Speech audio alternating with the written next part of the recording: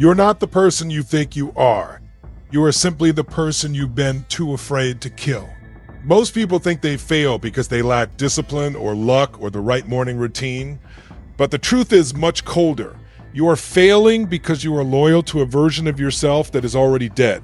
You are dragging a ghost across the finish line and wondering why you're exhausted. The person you were yesterday is a cage, and every morning you wake up, you walk right back into it and lock the door from the inside. We need to have a conversation that isn't about trying harder or hustling more. Those are surface level lies designed to keep you busy while your soul rots in the waiting room of your own potential. This is about the total violent destruction of your current identity. If you want a life you've never had, you have to become someone you've never been. And that means the version of you sitting there right now, the one with the excuses, the one with the reasonable fears, the one who likes the comfort of their own misery, has to be sacrificed. It is a psychological paradox that we cling to our pain because it's familiar, while we fear our potential because it's unknown. You would rather be certain of your failure than uncertain of your greatness. Well, look at your hands. Look at the room around you. This environment is the physical manifestation of your current self-image. You cannot outwork a self-concept that views you as a victim of circumstance. You can run 10 miles a day and read 100 books. But if deep down in the basement of your subconsciously, you still believe you are the person who struggles, you will subconsciously find a way to sabotage every win until you are back in that familiar state of lack. Success isn't something you get. It's something you attract by the person you become. Imagine a mountain. It's not a metaphor. It's a jagged, cold, unforgiving reality standing between where you are and where you want to be. Most people stand at the base and argue with the rocks. They complain that the slope is too steep or that they didn't bring the right shoes. They wait for the weather to clear, not realizing that the storm is part of the mountain. You've been waiting for the right time to change, but the right time is a ghost that will never haunt you. There is only the excruciating present. The pain of staying the same is a slow, dull ache, a low-level radiation that kills you over decades. It's the sigh you let out when you look in the mirror. It's the way you avoid eye contact with people who are actually doing the work. The pain of change, however, is sharp. It's an incision. It's the feeling of your old skin being peeled back to reveal something raw and new. You've been choosing the slow death because you're afraid of the sharp sting, but the sharp sting is where the life is. You have to stop treating your life like a dress rehearsal. There is no later. There is no one day. There is only the relentless ticking of a clock you can't see. Your identity is a thermostat. If you set your identity to average and you suddenly find yourself having a great week, your internal thermostat will kick in and blow cold air on your progress until you're back at 70 degrees. You'll get tired. You'll take a break. You'll celebrate a tiny win like you've won the whole war, and then you'll wonder why you've been stuck in the same place for 3 years. To change the temperature of your life, you don't change the weather outside, you change the setting on the dial. You have to decide with a terrifying level of certainty that you are the kind of person who wins. Not someone who wants to win, not someone who wants to win, but someone who simply, fundamentally, by their very nature, exists in a state of excellence. Think about the way you walk, the way you speak when no one is watching, the way you treat your time when it's 11 p.m. and you're alone. That is your true identity. The world doesn't give you what you want, it gives you what you are. If you want the life of a lion, you cannot keep the habits of a sheep. You have to be willing to be misunderstood. You have to be willing to be lonely. You have to be willing to lose the friends who only like you because you're relatable in your failure. When you start to shift, when you start to demand more from yourself, the people around you will get uncomfortable. They'll tell you you've changed and you should thank them because that is the whole point.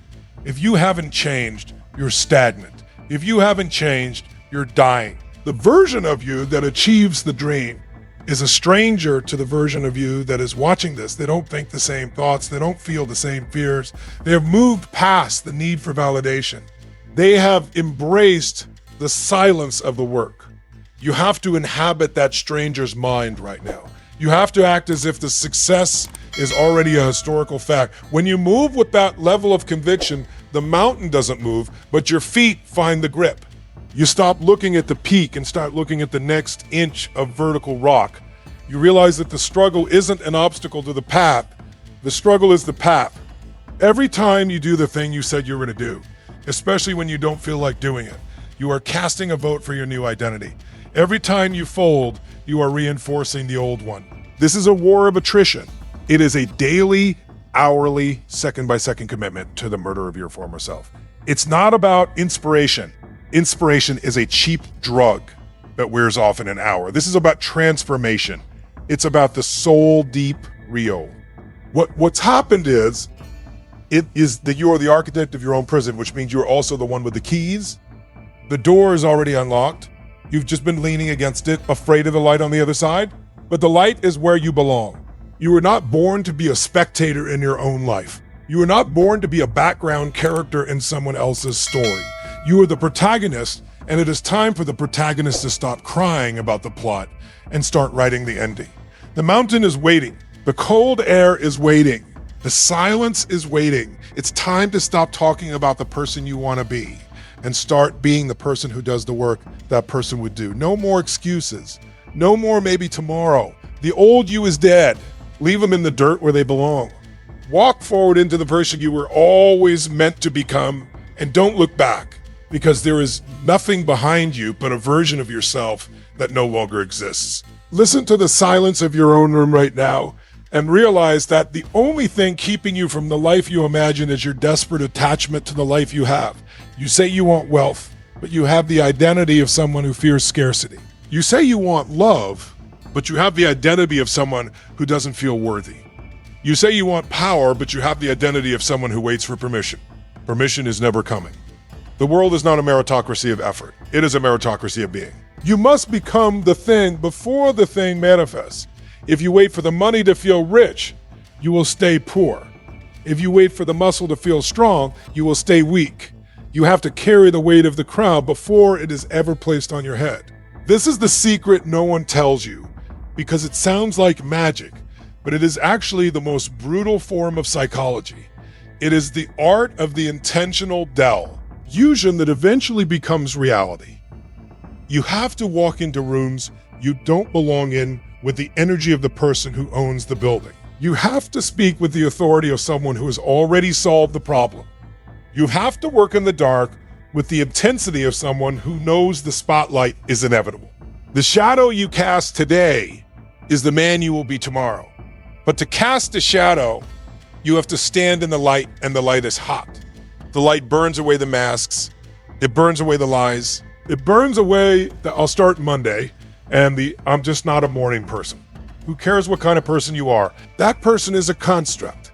That person is a collection of habits you picked up from parents who didn't know better, from teachers who were bored, and from friends who were scared. You are a biological machine that can be reprogrammed at any moment. The code is written in your actions. Every time you hit snooze, you are writing code that says, I am secondary to my comfort. Every time you push through the fatigue, you are writing code that says, my mission is primary. Which script are you running? The one that leads to the grave with a heart full of what ifs, or the one that leads to the summit? The mountain doesn't care about your feelings. The wind doesn't care about your trauma. The cold doesn't care about your intentions. Only the climb matters. Only the movement. Only the shift from the person who watches to the person who watches to the person who does. You've been watching for too long. You've been consuming other people's victories like a parasite, hoping some of their glory would rub off on you through a screen. It won't. You cannot eat someone else's meal and expect to feel full. You have to hunt, you have to kill. You have to survive the night in the wilderness of your own doubt. And when the sun comes up, you have to be the one standing T. Here, bloody and tired, but different, transformed. The identity shift isn't a single moment. It's 1,000 tiny murders of the ego. It's the decision to stop being the person who needs help and start being the person who provides it. It's the decision to stop being the victim of the economy and start being the creator of value. It's the realization that you are not your thoughts. You are the observer of your thoughts. And as the observer, you have the power to choose which thoughts to feed and which thoughts to starve. Starve the doubt. Starve the hesitation. Feed the monster that wants to build. Feed the part of you that is hungry for the struggle. Because in the end, the success isn't the money or the fame or the trophies. The success is the look in your own eyes when you stand in front of that mirror and finally recognize the person looking back. It's the quiet confidence of someone who's been to hell and decided to rearrange the furniture. It's the peace of someone who no longer has to prove anything to anyone because they've already proven everything to themselves. This is the threshold. This is the moment where the narrative breaks. You can close this, go back to your old life, and keep being the person who almost made it. Or you can decide that today is the day the old you died. You can walk out of that door as a stranger to your own past. The mountain is still there. The climb is still hard, but you are no longer the person who is afraid of the height. You are the height. You are the rock. You are the storm. Now move